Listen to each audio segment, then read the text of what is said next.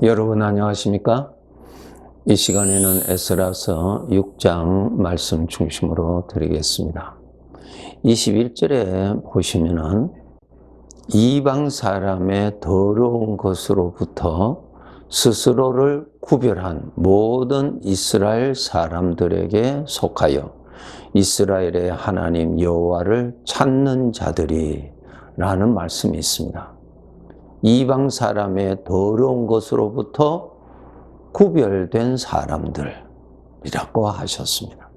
하나님을 아버지라고 부르고 아버지를 예배하고 섬기는 자들은 하나님께서 이 세상 사람들로부터 친히 구별하신 사람들입니다.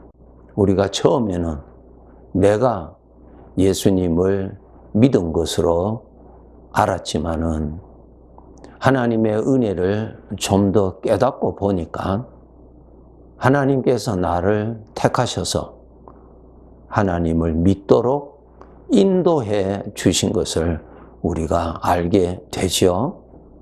하나님께서 우리를 택하셨습니다. 누구를 위해서? 영원하신 하나님의 영광을 위해서 우리를 택하셨다고 말씀하고 있습니다.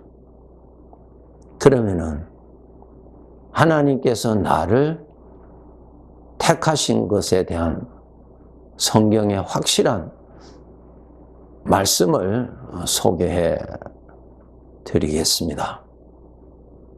민수기 3장 13절에 보시면은 내가 애굽 땅에서 그 처음 태어난 자를 다 죽이던 날에 이스라엘의 처음 태어난 자는 사람이나 짐승을 다 거룩하게 구별하였음이니 그들은 내 것이 될 것임이니라 라는 말씀이 있습니다. 이것은 이스라엘 백성들이 애굽에서 노예 생활을 하다가 하나님께서 저들을 해방시키셨죠. 해방시키실 때에 애굽 전역에 아주 무서운 심판, 재앙이 임하였는데 그 중에 가장 큰 재앙이 애굽에 살고 있는 모든 집안의 장자의 죽음의 심판입니다. 애굽의 왕의 장자로부터 저 종의 장자까지 하여튼 그 애굽에 살고 있는 모든 사람들의 집안의 장자가 죽는 날입니다. 하나님의 재앙이지요. 그런데 그 애굽 땅에 누가 또 살고 있었어요? 이스라엘 사람들이 살고 있었잖아요. 이스라엘 백성들이 살고 있었죠.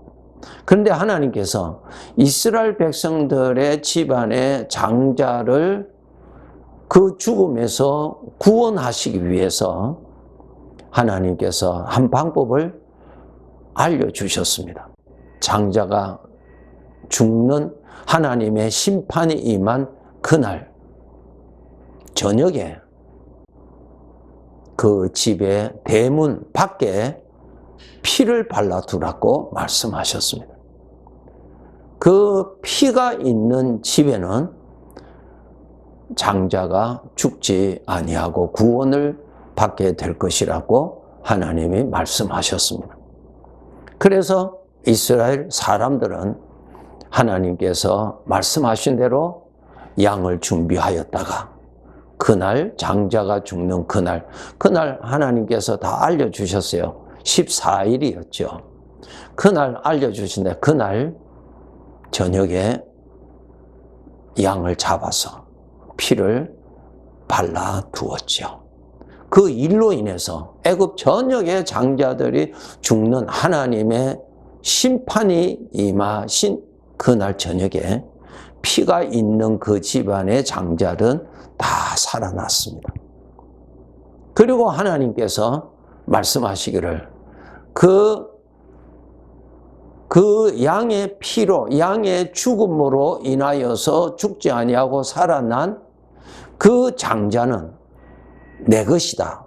내가 택하였다. 내 것이라고 하나님께서 말씀하십니다. 이거 하나님의 선택이죠. 분명히 표가 나잖아요. 그래서 그 장자는 하나님의 것입니다. 하나님이 하나님을 위해서 선택하신 것입니다. 오늘날 저와 여러분, 하나님을 아버지라고 부르고 아버지를 섬기는 우리 한 사람 한 사람이 마치 유월절 어린 양의 죽음으로 살아난 장자와 같은 사람입니다. 고린도전서 5장 7절에 보시면은 예수님을 유월절 양이라고 말씀하셨습니다. 즉 유월절 양이신 예수 그리스도의 십자가의 대신 속죄의 죽음을 통하여서 죄로 인하여서 영원히 죽음에서 살아야 할 나를 살려주신, 그래서 예수 그리스도를 인해서 영원한 죽음에서 구원받은 우리 모든 한 사람 한 사람들이 하나님이 선택하신 하나님의 것입니다. 이것을 여러분 아셔야 됩니다. 하나님의 것이 되었습니다. 이미 여러분이 예수님을 믿어서 구원을 받았다면 여러분은 하나님의 것입니다. 하나님이 선택하셨습니다. 그렇기 때문에 나 자신을 여러분이 알아야 됩니다. 나의 얼굴을, 그렇기 때문에 나 자신을 여러분이 알아야 됩니다. 나의 얼굴을, 거울의 도움을 통해서 내 얼굴을 알듯이 하나님의 말씀을 통해서 나를 알아야 됩니다. 하나님의 말씀을 보니까, 하나님께서 하신 말씀을 들으니까 하나님께서 나를 영원히 구별하셨고 선택하셨다는 것입니다. 하나님의 것으로. 그래서 하나님께서 너는 내 것이라고 알려주셨습니다. 그래서 여러분 예수 그리스도를 믿어서 구원을 받으셨다면 나 자신은 하나님의 것이라는 인식을 가지고 세상에서 살아야 됩니다. 하나님의 것입니다. 그런데 하나님의 것인데 하나님의 것인 줄 모르고 내 것으로 산다는 것은 그건 죄요. 주인 되시는 앞에서 죄가 됩니다. 그러한 죄에 빠지지 않도록 깨어 있어야 됩니다. 세상의 모든 사람들은 죄로 인하여서 자기가 자신의 주인이라고 알고 삽니다. 그 사상은 마귀가 준 사상입니다. 그래서 모든 사람은 이 사상 가지고 삽니다. 자기가 주인으로 삽니다. 내가 내 마음대로 살고 내가 좋아하는 대로 산다는 것입니다. 그렇죠? 그것이 우리 믿는 사람에게도 스며들어 있잖아요. 우리도 그렇게 살았으니까. 그런데 하나님의 말씀을 들으니까 나 자신을 발견하는 것입니다. 하나님 앞에서의 나 자신. 나 자신을 여러분 발견하셔야 돼요. 내 것 아닙니다. 여러분 예수님을 믿어서 구원 받으셨다면 하나님이 여러분을 구별하신 사람이요, 하나님이 여러분을 선택하신 사람이요, 하나님의 것입니다. 인식을 바꾸셔야 됩니다. 하나님의 것이기 때문에 내 마음대로 쓰면 안 되겠죠? 너는 내 것이라고 말씀하셨잖아요. 하나님의 것인데 이것을 부정하게 쓰면 안 되겠죠? 하나님의 것이에요. 바르게 써야죠. 하나님의 것입니다. 주인 보시기에 합당하게 써야 되겠죠. 나의 입이라고 해서 함부로 말을 하는 것도 잘못입니다. 왜? 하나님의 것이니까. 그러니 우리가 조심하게 살아야 되겠죠. 내 마음대로 산다? 주인 앞에서의 큰 탈선입니다. 그렇기 때문에 우리가 이 인식을 가지고 살도록 매일매일 깨어서 살아야 됩니다. 하나님의 것이에요. 여러분이 그것을 인식을 하든 인식을 하지 않든 하나님의 것으로 살고 있는 것입니다. 여러분이 예수님을 통해서 구원받았다면 이미 여러분은 하나님의 것이에요. 하나님의 것을 가지고 지금 사는데 주인 모르고 내가 주인으로 알고 사는 것입니다. 그것은 아주 잘못된 것이고 장차 주인 앞에 가서 책망받습니다. 여러분 우리 구원받은 자들도 심판이 있다고 분명히 말씀하셨죠. 하나님의 것을 가지고 얼마나 하나님의 마음에 들도록 사용했는지 하나님이 평가를 하신다고 하셨잖아요. 거룩한 것입니다. 거룩한 것을 부정하게 만들면 안 되죠. 나의 마음도 더러운 것으로 부정케 하면 안 되죠. 그 이유는 무엇입니까? 하나님의 것이니까. 그런데 우리는 내가 좋아하는 것 내가 택하고 내가 싫은 것은 내가 버리고 이렇게 살잖아요. 주인이 없어요. 하나님의 것이기 때문에 이렇게 쓰는 것이 주인에게 합당하다고 인정을 받는 것이구나. 늘 주인을 염두에 두고 나를 사용해야 되는 것입니다. 마태복음 25장에 보면은 예수님께서 달란트 비유하셨죠. 한 사람에게 5달란트, 한 사람에게 2달란트, 한 사람은 1달란트를 각각 맡겨서 그것 가지고 장사하여서 나중에 주인 앞에서 결산을 하는 비유가 있죠. 나라고 하는 자신을 나에게 맡겼어요. 하나님의 것이에요. 하나님이 기뻐하시는 대로 얼마나 장사했는지, 하나님이 기뻐하시는 대로 얼마나 잘 썼는지 주인 앞에 가서 결산합니다. 이거 알고 살아야 돼요. 인생은 가벼운 것 아닙니다. 책임이 있습니다. 그래서 심판이 있는 거예요. 심판이 있다는 말은 나에게 책임을 물으신다는 뜻입니다. 하나님 보시기에 좋았더라. 왜? 하나님의 것이니까. 그래서 우리가 말하는 것도 내 마음대로 내가 좋아하는 대로 쓰면 안 되겠죠? 그 이유는 하나님의 것이니까.